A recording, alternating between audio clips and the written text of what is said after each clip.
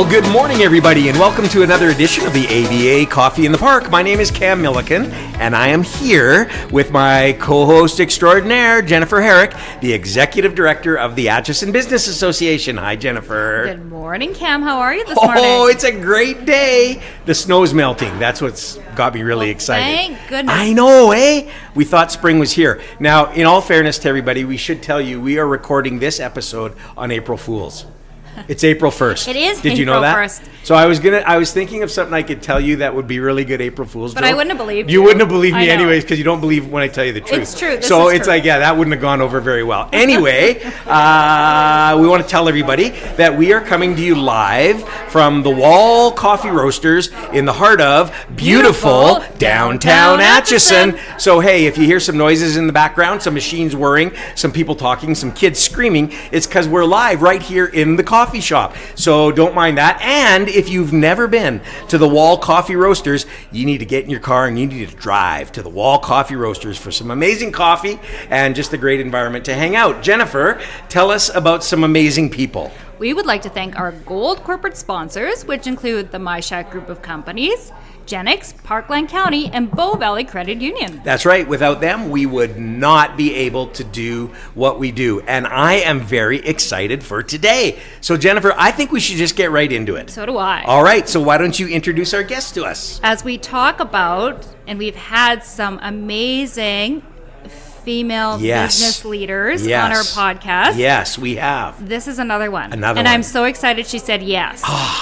It's great. So our guest today is Heather MacCallum. So welcome, Heather. Hey, Heather. Thank you. Good to have Excited you here. to be here. Yeah, glad you. you're here. It's awesome. Okay, Heather, we're kicking it off Yep. with what the question we always start Ask out with. everything. Yeah, everybody gets this question. They do. So, Heather, where were you born and where did you grow up? Yeah, so not too far from here. I was born in Edmonton and raised in Spruce Grove. So my family's been in Spruce Grove, Grove. their entire life. So Right. Atchison has been kind of a steady Eddie Right. in how I grew up. Drove past it every time I went to my grandparents. what high school did you go to? Spruce Grove Comp. Spruce Grove the Comp. Comp. Yes. Okay. I asked this question of everybody. She laughs, but it's okay. What was the mascot at Spruce Grove Comp? A panther? A panther. She got I it. think- She No, got she it. got yes. it. Right? Go You're right. Panthers. I mean, I played sports, but Yeah. we never had a mascot. You didn't have a ever mascot. again. I Yeah. know. Okay, but go Panthers. Go Panthers. Go Grove Comp. Yeah, that's Yeah. awesome. Cool. All right. So, and what happened after high school? Where you graduated, and what happened to you then?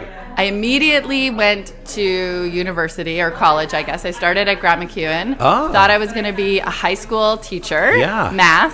Loved the math. Okay. And then I got out of high school and realized, why would I ever go back there?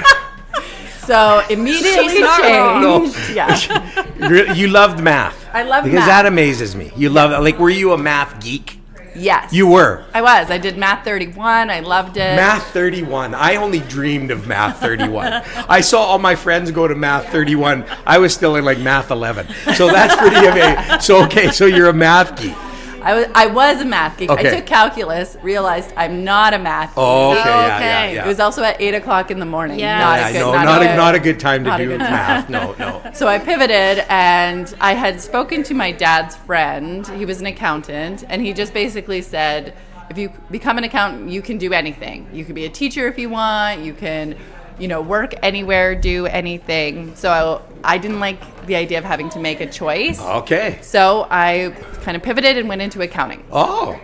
So Did you become like a full-blown accountant? Like a 100%? I did. 100% accountant? Wow. nerd. I reconciled my budget yesterday. So, yeah, it's like I love very true to accountants. who I am. Yeah, no, they're the best. We couldn't live without them. That's for No. sure. We Oh, need no. them. Yeah. But they're kind of, and I'm just saying, they're kind of unique sometimes. But I watched that movie, The Accountant, and that was, have you seen that? I haven't even seen it. I know. Maybe don't watch it. It's like, fair. anyways. Okay, so that's kind of cool. So did you graduate getting your accounting degree from MacEwan then? Or did you At go that time, you had to go to U of A. U of A. So I did 2 years at Grant Mac and then transferred to the U of A. Okay. And then I started working at Ernst & Young as an auditor, as kind of most accountants do at that Right. age. And then there was 2 paths. There was a at-night evening program called CASB at the time, or there was a master's program at the University of Saskatchewan where you took 2 summers off and went and studied there. And that's what I did. So I got my master's So there. I just want to ask this question because I know people who have become accountants, and it's tough.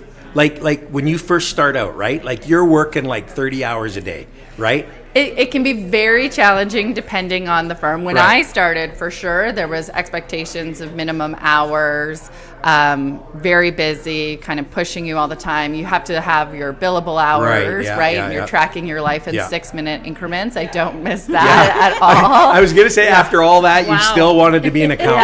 Yeah, I know. like wow, that's I know. incredible. And your first 2 to 3 years, you're studying on the side while working. So Wow. it can be a lot. Yeah, a lot going on. That's incredible. Yeah. All right. Oh, yeah. Okay. So you were at Ernst & Young, Yes. and then so how long were you there? You said a couple years? Yeah, I stayed until I was a manager, and I'd kind of moved into more of the project consulting space. And then being a very kind of cocky, arrogant I love it. 20-something-year-old, No, I love thought that. That's I awesome. could do this myself. Yeah, I love that. That's the So best. I left, and I started my own consulting practice. Yeah. And I did that for a couple of years, and it was great, except I worked way more Even than more. I Right, ever right, worked, right, right. and Yeah, it was a lot. And I ended up covering a maternity leave for Jackie Conlip at NCSG/Barnhart, and then traveling for about 6 months after. And when I came back, I realized I wanted to like be integrated into the team, and the team part was the best Right. part of the job, not the So constant where did you working. travel to unwind? South America and Antarctica. Did you? okay. Yeah. Whoa, Antarctica. Yes. Come on. Yes. Serious. Serious. Okay, tell us about that. You walked with the penguins. I had penguins, baby penguins, trying to feed me. They were No. regurgitating their lunch up for me. Because it. Yes. Okay. Oh, well, You're that's like, another. okay. No, that's another podcast. We'll Yes. talk about. No, are you serious? Yes. Yeah. Wow. Yeah, so why my husband and why I- the Antarctica? We were traveling a couple of years previous doing the Machu Picchu hike, and a couple of Australians really put us onto it, Yeah. and it was amazing. So it's about 7 days. Yeah. It takes a couple days to cross the Drake Passage, Yeah. and then you do kind of an iceberg tour, and you do a landing every day, and you see seals and whales, and like we went to one colony that had 500,000 penguins at it. The sound was incredible. Unbelievable. Yeah. Because the only penguins I know, the movie, the animated movie. I was gonna say, Yeah. yeah. And then at West Edmonton Mall, they have a penguin who walks around sometimes. But this is incredible. So they say, this is what they say. I've heard this. If you go to Antarctica, the next stop, honestly, is the moon. Because there's really, where else are you going to go, right? So how long were you in Antarctica? Like, Just for that cruise. So Just for that like cruise. just like a week. Yeah. Really? Yeah. wow. Yeah, That's it was amazing. fascinating. And is crossing the Drake as Yeah, scary as they say? say? Sometimes Like, did yeah. you have those Well- huge waves and rough seas? Yes, but they have a candy bowl of seasickness pills that make you pretty drowsy. So it's mostly just a bunch of zombies kind of like waddling around on the boat. So those days are a bit of a blur because you mostly sleep.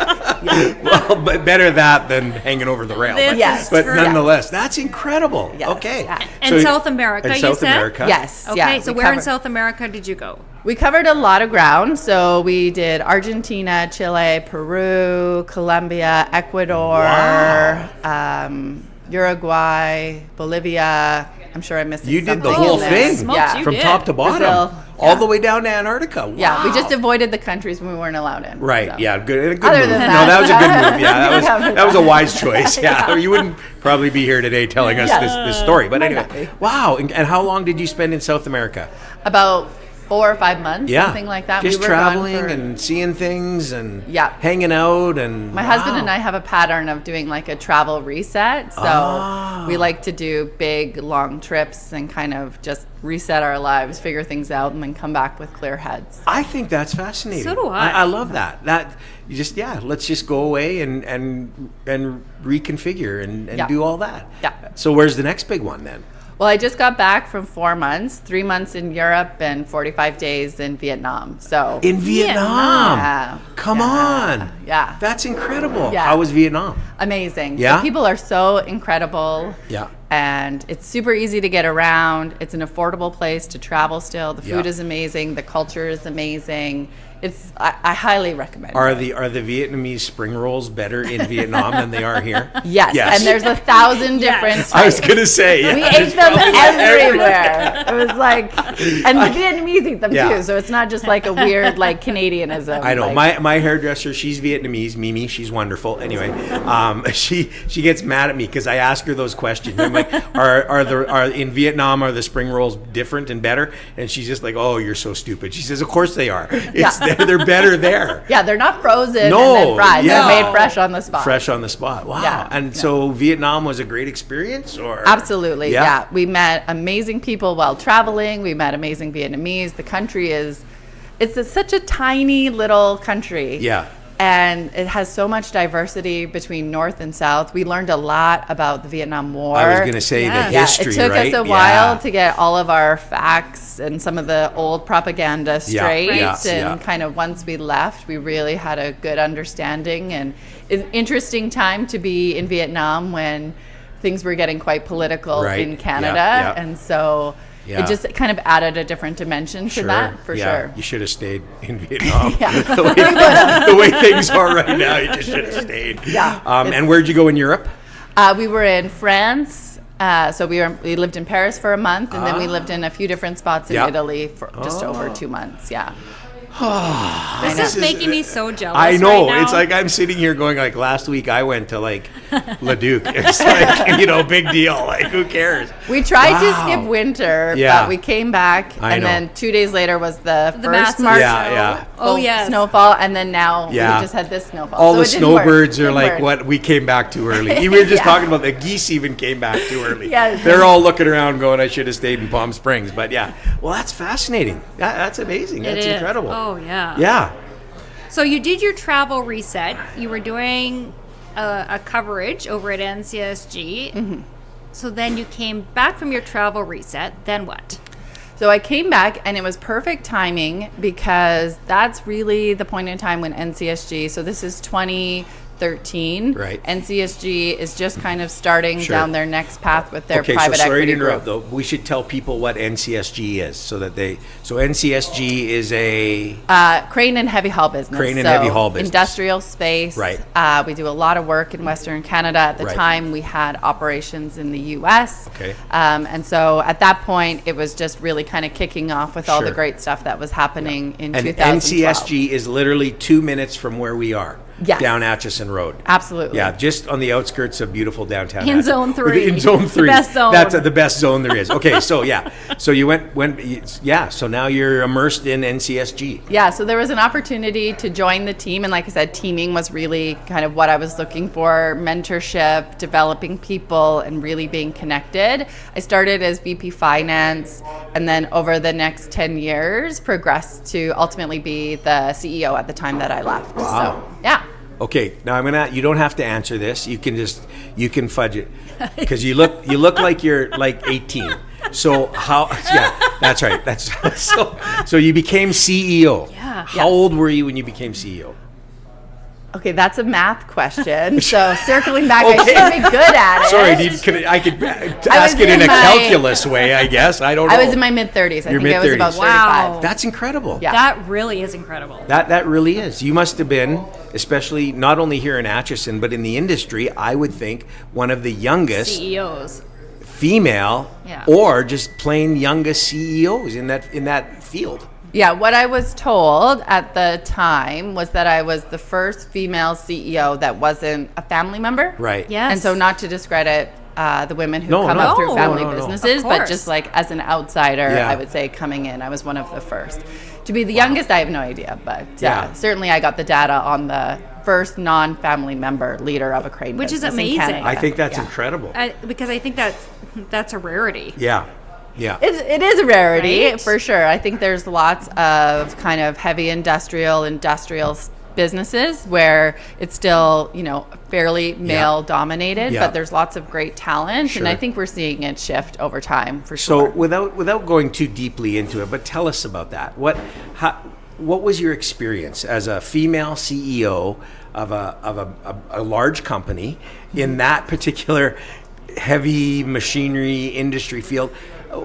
How did the men respond to you? How did that go? So I would say it's a couple of things. So because I had been there for so long before and kind of was always engaged or trying to connect with the people that were there, I wasn't new or fresh. Right. Like I wasn't a fresh face. They right. kind of knew me, knew my style.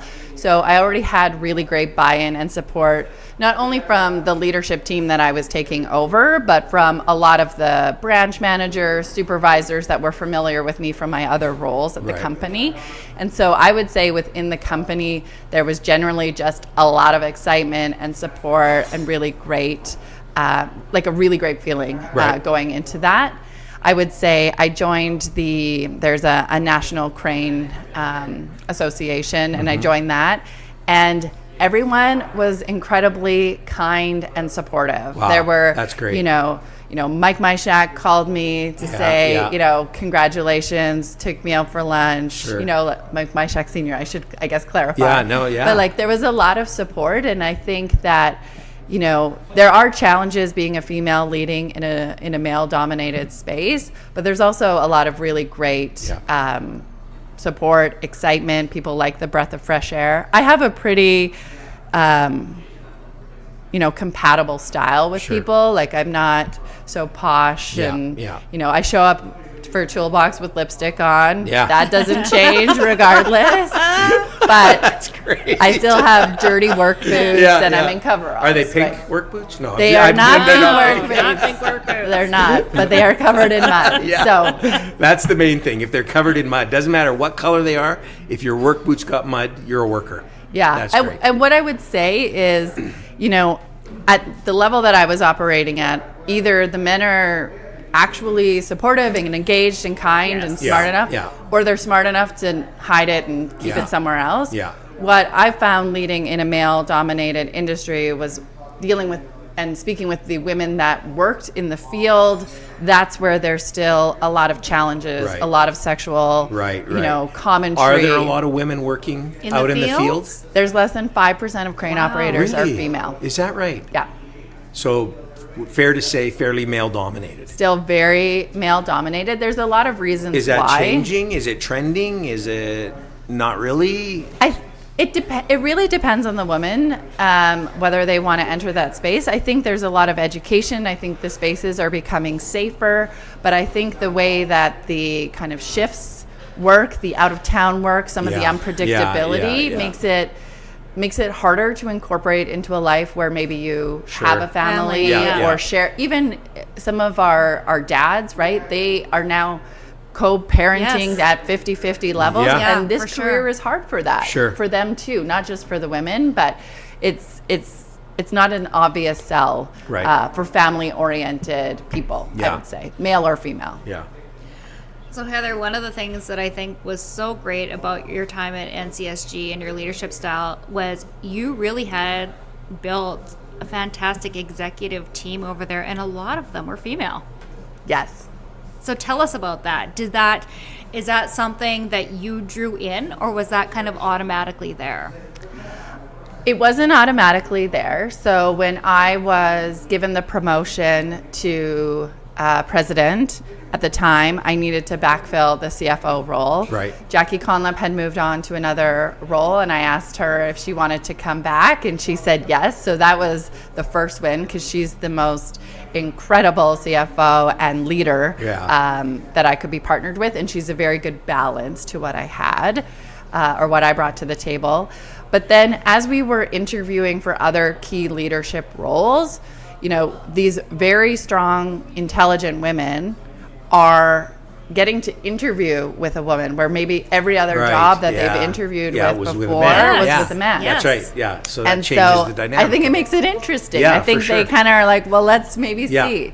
So for some of the top talent in the engineering space, some of our leadership, they were excited to come to a female CEO, CFO team Right. and try that out and see what that Yeah. really looked like. I love that. Yeah, I we think also- that's great. We also have, I just want to shout out Bonnie Smith. Yes, She's our Bonnie's VP of great. HR. Yes. She's an OG. I can't take any OG, I credit for her as a hire, but I think that, we've had a couple, maybe more than a couple of tough years at NCSG since both her and I have started there. And I think I've always viewed her as a teammate, and I think the same back, and we've supported each other through that, where maybe a different leadership style might have led to somebody leaving because it was just too much. But you created your team. Yeah. You fed off each other, weaknesses and strengths. You built an awesome team and moved forward with it. That's incredible. Yes. Yeah, and you were accepted, and people saw what you were doing and saw the successes of it. So it made it all that more credible. It's amazing. Yes. That's phenomenal. Yeah, it was a really incredible and positive experience for sure. Yeah. Incredible and positive, but like you said, sometimes there are tough times. And in that industry, there had to have been some tough times you went through as well. How did you deal with that? Yeah. So I would say probably one of the biggest challenges, two of the challenges that I kind of think of are, one, moving into the CEO role and the imposter syndrome that comes with that. Ah, okay. And then the second is just the mental burden Right. of being, the single throat to choke Yes. in an Yeah, incredibly safety sensitive. We had a lot of financial pressures, being private equity owned and kind Sure. of taking on some risk that way. And so what I would say about the imposter syndrome was, it was kind of two-pronged. One, I wasn't a subject matter expert. And so, trying to decipher the BS from Right. like somebody Yeah, trying to yeah. pull something over. Yes. Sure, yeah. Part of that is building a good team Yeah. that doesn't try to pull things over on you. And part of it is, I have a good memory, and so I circle back and I Yeah. call people out. And Yeah. so they can only do it a couple of times, and then we're all good.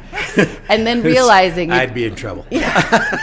I'd get in Yeah. big trouble all the time. Anyway, sorry. no problem. Yeah. And realizing you don't need to be, the team at NCSG is an incredible team, Sure. and letting them do what they do. And I kind of figured out what my role was, which Yeah. was around strategy and culture, vision, leadership. So that kind of took that part of it out. But the other part of the imposter syndrome that I really feel I suffered from was nobody was leading. I'd never seen a leader lead like I led. Right. And so you question whether or not that's Right. good leadership. Yeah, is it the Is right that way? executive Yeah. Yes, level of course. leadership? That's right. And what I would just say to that is that female leaders generally have a different leadership style. Right. Men have different leadership styles. Sure. But, Yeah. the kind of the spin that female leaders bring. So it wasn't, a lot of women will talk about imposter syndrome in these Yeah. situations. And to me, I really want to change the language around that, because I'm not an imposter. I'm just doing things differently. Right. So it's like I a love that. pathfinder's dilemma. Yeah. It's like you're questioning what you're doing because you've never seen it before. Right. That doesn't mean you're not the right person Right. for No, it. that So it that's took a while to fantastic. get there. No, that's Yeah. fantastic, and I think those words are amazing. So I have a question in all of that. I love talking to you. This is just amazing. It's blowing my mind. I love this kind of conversation. A little bit of vulnerability here for you. Were there ever those moments where you just sat back and thought, I can't do this? I mean, do you ever did you have any of those times when you thought, I don't know if I'm doing this the right way. I mean, I don't know if this is going the way it should. Like, did you ever, and how did you deal with those if you did? Well, I would say that mental burden piece was huge. Yeah. I had a great team, and I felt like the business was always in the right spot. But where I thought I might have been out of my depth sometimes was around the safety issues. We had a Right. couple Yes. of very serious Yeah. safety incidents, Sure. and responding to that Yeah. and being there in the way that the people need a leader Sure. to be there. Yeah. That was probably one of the biggest challenges for me. And again, surrounded by great people, but I started going to therapy in 2015 Right, and yeah. regularly going, and it was Yeah. a space where I could just kind of talk about my fears Yeah, and things and fantastic. really Yeah, just 100%. have that support. Yeah, 100%. I'm really happy you said that because Yeah. I think when we've talked about this so much We about do. the podcast, Yeah, we do. it's lonely at the top, Yeah, it is. right? Yeah. And sometimes you can't share it with your team. No. And You can't share it with your team. You can't share it with your spouse. Yeah, They're like, that's just right. quit. Just quit. Exactly. No, exactly. Yeah. We talk You'll about get this. over it. It'll pass. No, it won't. But you need a space to Yeah. to let that out and find coping mechanisms we- because we- if not, Yeah, wow. we talk about that a lot. We do, because we find in doing not only our podcast, because it's the story behind the story, but just as you get to know business people, it's lonely at the top sometimes. And you're right. Who do you go to? Who do you talk to? And we got to work on. We talk a lot about finding mechanisms to try and make that happen for people, that they can find that safe space to be able to talk. Yeah, so I had my therapist, who she was amazing, but then I also had a CEO peer group Right. of leaders I in love that. totally different businesses. yeah. And that was a great place to bring real business challenges Sure. or board member challenges or other things of that Yeah. nature Yeah. and kind of talk it through in a confidential space. I think that's fabulous. And Jennifer, I want to stop here for a second and say this, because if you're listening to this today and you find yourself in that space, and you don't know where to go, just contact us. Just get in touch with the Atchison Business Association. Go to our website. Give Jennifer a call. Just get in touch with us and let us walk you through that, because I think that's really key. Our time is winding down. Do we want to talk? I hear philanthropy is a huge part of who you are. It Tell is us about very that. much a core of what I do. Yeah. So between volunteering and advocating. Yep. So I have the pleasure of being the co-chair of Women United for the Capital Region, which includes Atchison and Parkland and all this great space. And we do a lot of work in trying to amplify women's voices and bring people together, find allies, get everybody talking and having a great conversation. I'm super involved with the food bank in the city. Oh, right on. Yeah. And food is my passion. I love to eat Yes. a delicious meal, and every time Don't I we do, all?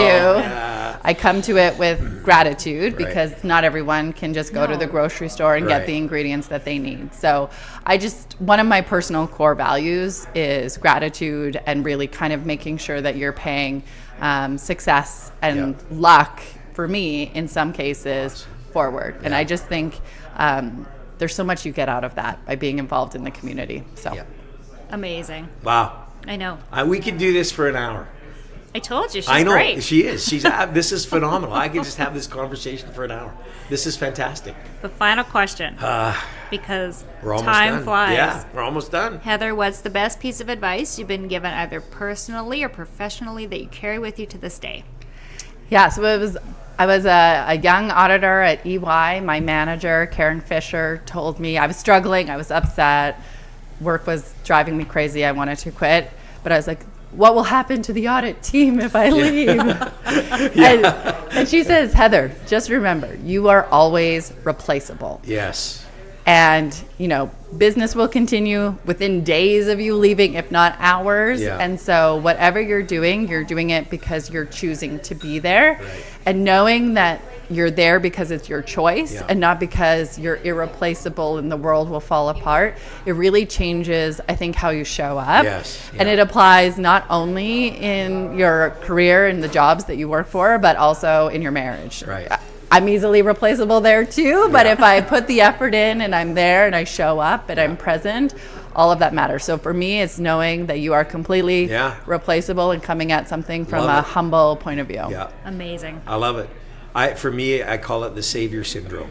I feel Yes. like I have to be the savior of it all, and you don't. That's just that's not a reality. It's unreal. It's an unreal expectation, actually. So yeah. Yeah. Well, we've all watched leaders leave and key people at organizations, Sure. and the organizations keep keep going. going. No, and exactly. that's You're right. it. Yeah. Yeah. When Jobs was gone, Apple still went on, right? Exactly. When Gates was gone, Microsoft still went on. So what great words of advice. Fantastic. Amazing. This has been amazing. This has been I want to do it amazing. for another half hour. This Heather, is incredible. thank you so much Yes. for coming back to beautiful downtown Atchison. Yeah. Thank you. Thanks for Yeah, having when me. we build our condos, if you're ever interested. No, just kidding. But anyways, it's great. This is really fascinating. Thank you so much. Thank you. That was amazing. You know, her words of advice about being a leader. Yeah. And I love that she shared so openly about, you know, going to therapy. Yeah. And the Yeah. struggles and needing somebody to talk to. I think for anybody listening to this podcast in business right now, just know you aren't alone. Yeah, absolutely. And I know, Jennifer, you and I talk about this. Again, we talk about this a lot because I think deep down inside, a lot of business people, they don't know where to turn. They don't know who to talk to. And you got to talk it out somewhere. And so again, if we can be of any help in any of that, please don't hesitate to call us. It'll all be anonymous. It'll all be confidential. But I just loved that she's willing to say, yeah, I this is what I did to get through some of those times. Absolutely. And to me, she has been such an inspiration Yeah. to me since, you know, even before starting this role at the Atchison Business Association. I knew about Heather. I Right. knew about what she did. Yeah. And just a great role model for females in Yeah. the industry. It's what I love about our podcast. We have some really, really amazing women leaders on our podcast. So go back and listen to some of their stories. It's incredible. And so thanks everybody for listening. Make sure you tell somebody about the podcast. Just found out this morning we're at 7,000 listeners. So and thank that's you. incredible. Thank you very much. Tell your friends, tell your neighbors, tell your business associates, tell your enemies. If you don't have any friends, make one just so you can tell them about the podcast. Wherever you get your podcasts or at www.atchisonbusiness.com. Thanks, everyone. Thanks. Don't See you forget to next week. subscribe. Oh, yeah, subscribe. Thanks, everyone. See you next week. See you next week.